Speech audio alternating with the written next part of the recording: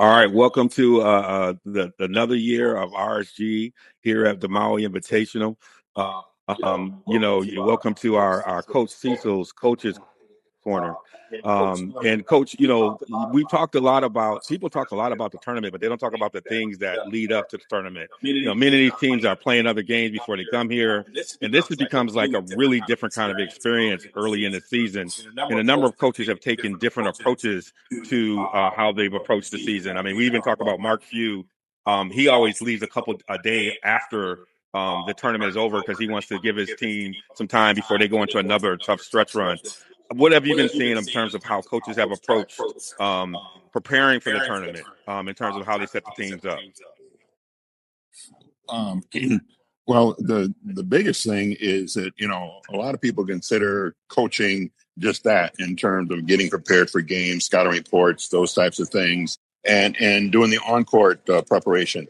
But when you think about a tournament like this, there's so much more that coaches have to consider in preparation for their teams. For example, talking to Coach Holloway from Seton Hall, they're coming all the way from the East Coast, going to a completely different time change. And so they like to get out. He wanted to get out a couple of days early, if nothing else, just to get them used to the time change, to walking around, to get acclimated to a different environment for sure, but mostly about how their bodies are going to respond over the few days that they have to get their sleep patterns changed and then get on a practice schedule so that they're kind of on some type of schedule before they get back as they get back out onto the court, because that all affects how the teams are going to play.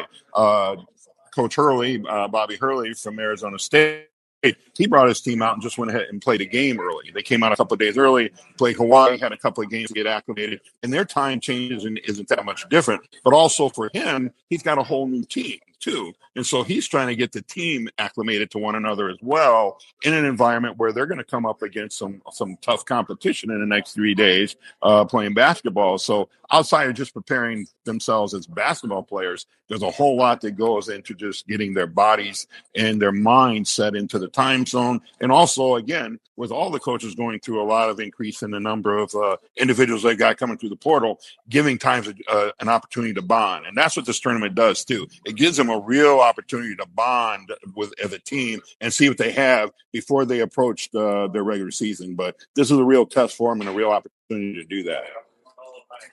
One of the things, I mean, I know you've coached a number of sports and obviously you've coached basketball. When you're on an island, there's very few places to even think about practice. It's not like going into a city where there might be a number of high schools or whatever. How do you even think about knowing that you're going to be playing back-to-back games like this, practice time? How creative have people have to be about walkthroughs? How have you seen that being approached with coaches?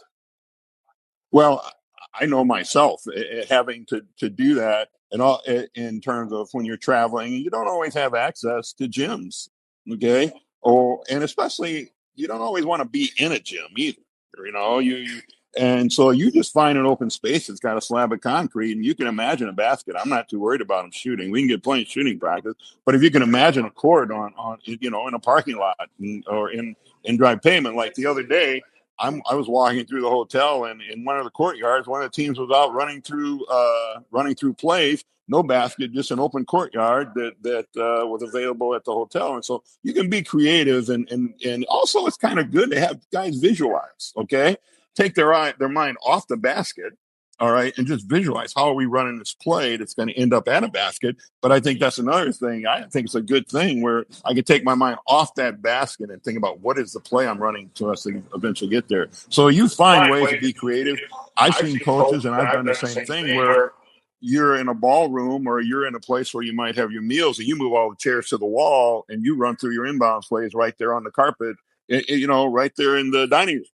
So you can be creative in what you have to do and use your spaces when you have them available to you, and it makes it kind of interesting too. Because it causes people to have to focus a little more, concentrate on what the movement is as opposed to the ultimate objective of putting the ball in the hole.